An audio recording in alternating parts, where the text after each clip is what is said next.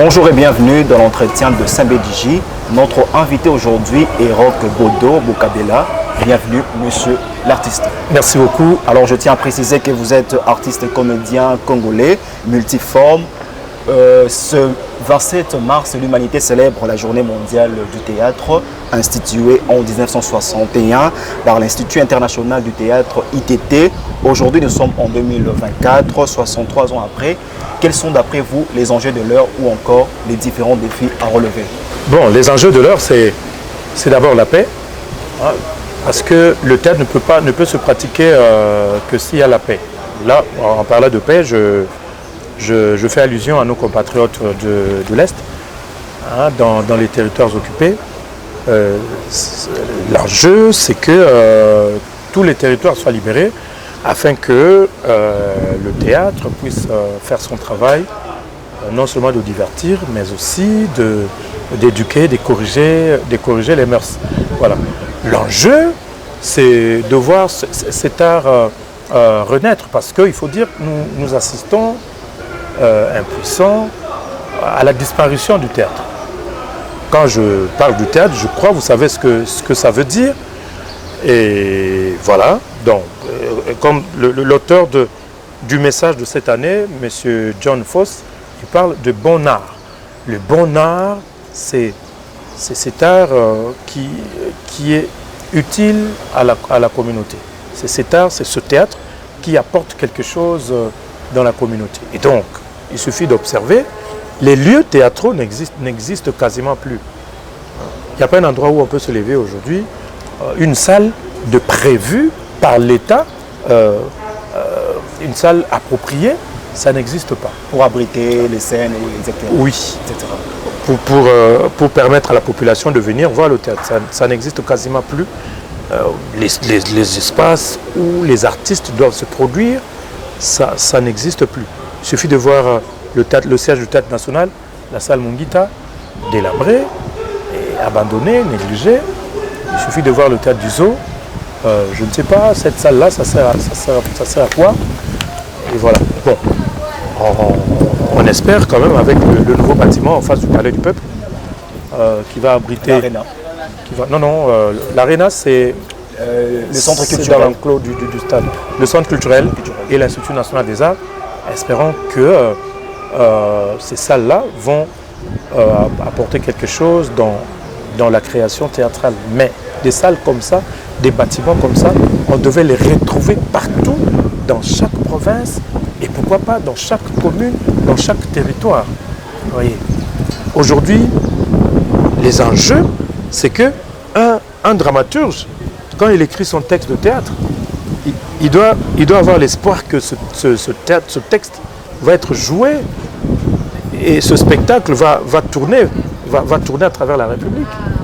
Mais aujourd'hui à Kinshasa, vous créez votre spectacle, et ça vit espace d'un ou 2 mois et dans quelques salles, Centre Wallonie Bruxelles, Institut français, et il y a quelques amis, quelques privés, quelques particuliers qui ont des espaces, notamment Tarmac des auteurs à Kintambo, le théâtre des intrigants à Njili, et il y a aussi d'autres jeunes qui entretiennent des espaces, notamment Malafi Art à Njili aussi. Bon, il y a cet autre espace que nous sommes en train de lutter pour que ça redevienne un lieu de rendez-vous théâtral. Mais tout justement, à Lemba, au centre culturel de Lemba, ex-Alliance franco-congolaise. Mais là aussi, il y a un problème de budget qui dérange. Et donc, on est en train d'y travailler afin que le théâtre puisse retrouver sa place. Sinon, il va disparaître. Mais tout justement, s'il faut revenir un peu sur cette problématique liée à l'insuffisance des endroits ou encore de salles qui peuvent abriter des scènes théâtrales, n'y a-t-il pas un autre problème à part celui qui est lié aux infrastructures, par exemple? Mais bien entendu, déjà, le théâtre fait partie de ce qu'on appelle les cultures et les arts. Alors, dès lors qu'il n'y a pas de politique culturelle, ça pose problème. Ça pose problème. C'est ça C'est ça le soubassement même du problème. Donc dès lors que ce grand pays, cette grande nation qui regorge beaucoup d'artistes pétris de talent en général et dans le domaine du théâtre en particulier, eh bien, on ne peut pas vivre comme ça sans politique culturelle, sans une loi sur la culture. Les quelques lois qui existent, c'est sur les redevances, c'est sur les taxes et tout, en rapport avec la culture et les arts, mais une vraie politique définissant la vision du gouvernement sur la culture, sur le patrimoine, ça n'existe pas encore, et cela, c'est un grand défi, et nous continuons de lutter à travers les structures telles que le collectif des artistes et des culturels, le CAC que je pilote, et pour rappeler au gouvernement que non, la culture en général doit avoir une place de choix dans la politique gouvernementale. Voilà.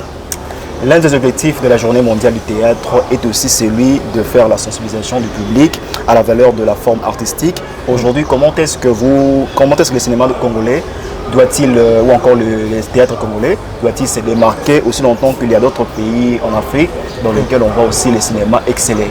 Comment est-ce qu'on doit s'y prendre pour essayer de faire face à cette concurrence? Ce que vous voyez à la télévision, ce que nous diffusons chaque semaine, ce n'est pas ça du théâtre. Ça, c'est un autre genre et il ne faudra pas qu'il y ait des confusions. Le 27 mars, c'est la Journée mondiale du théâtre. Restons dans le cadre purement le théâtre, qui se pratique sur une scène par les acteurs devant un public. Pas question de caméra, pas question de réalisateur, pas question de directeur photo et consorts. Voilà. Alors nous allons évoluer, vous êtes aujourd'hui l'une des légendes dans ce monde théâtral bien entendu et un modèle d'ailleurs pour plusieurs générations, notamment pour les générations à venir. Merci. Qu'est-ce qui a toujours été votre inspiration? Qu'est-ce qui vous a toujours donné de l'énergie pour qu'aujourd'hui vous puissiez avoir cette place au sein de votre public? Ben, mon inspiration, c'est la communauté où je vis. Et ma communauté, c'est la République démocratique du Congo d'abord, l'Afrique ensuite et le monde. Parce qu'un artiste de théâtre, c'est un citoyen du monde. Et donc, c'est ça qui constitue ma source d'inspiration. Et c'est ce qui fait ma notoriété aujourd'hui, on va dire, c'est le respect que je dois aux consommateurs du théâtre. C'est le respect que je dois, parce que être un artiste de théâtre, un praticien de théâtre, c'est une responsabilité vis-à-vis de la société. Et donc, ayant pris conscience de cela, dès mes premiers pas sur la scène de théâtre, eh ben, j'ai toujours œuvré pour faire en sorte que je sois utile à cette société. Et voilà, c'est ce qui a fait que bon, cette société m'a adopté.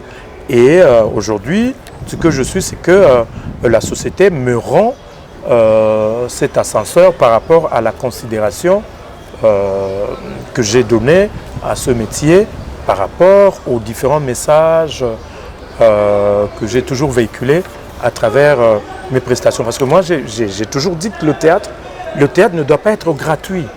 Le théâtre doit véhiculer quelque chose. Sinon, l'artiste serait inutile pour sa société. Et quand l'artiste devient inutile, il devient nuisible et dangereux pour la société parce que c'est un leader d'opinion. Et un leader d'opinion qui n'est pas censé véhiculer les messages positifs, ben, il est appelé à ne pas exercer, à ne pas exister. Voilà. Donc on peut comprendre que les faits de société ont le plus souvent constitué votre source d'inspiration. Tout à fait, parce que il y va même de la définition du théâtre, du théâtre lui-même, qui est, en des termes clairs, on dirait le miroir de la société. C'est le miroir de la société, le théâtre. C'est le fait de transposer le vécu quotidien sur une scène, dans une salle ou en plein air, par les comédiens et devant un public. Et aujourd'hui, moi, je suis coach, je suis encadreur des jeunes dans le théâtre forum.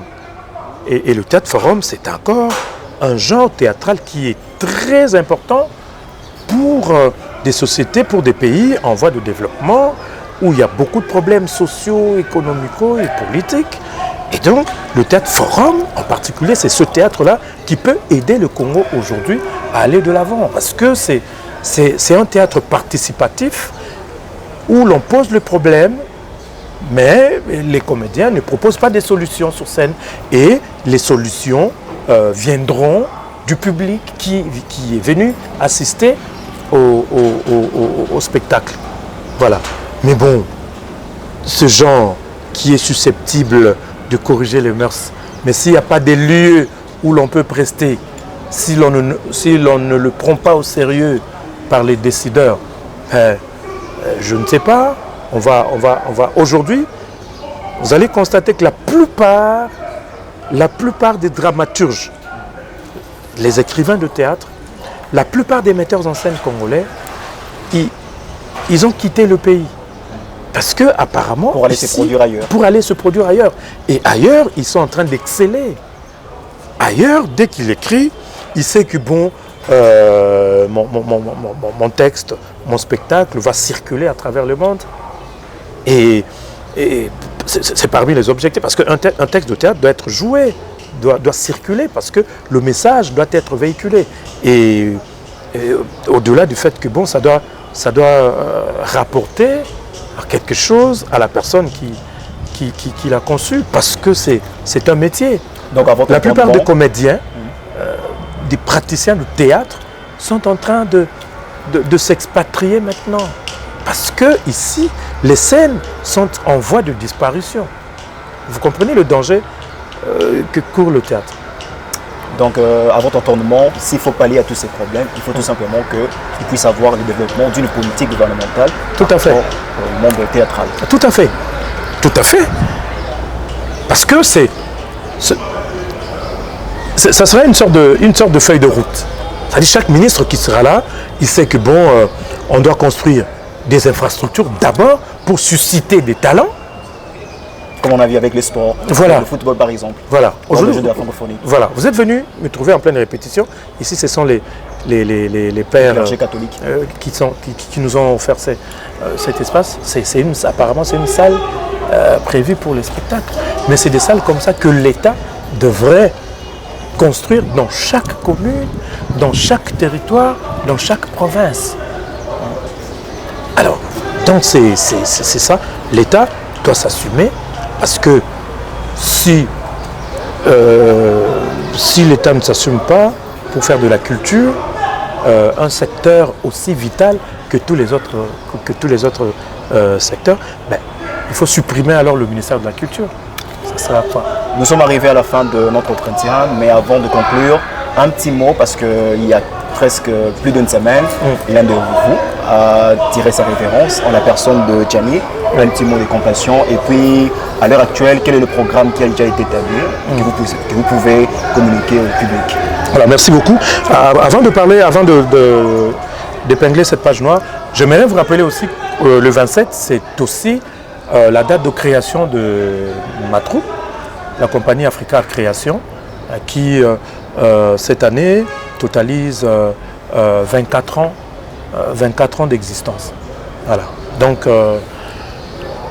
étant donné que il y a cette nouvelle triste qui s'est associée cette année, on va le passer dans la méditation, mais on est en train de préparer une série d'activités de grande envergure l'année prochaine à l'occasion des 25 ans.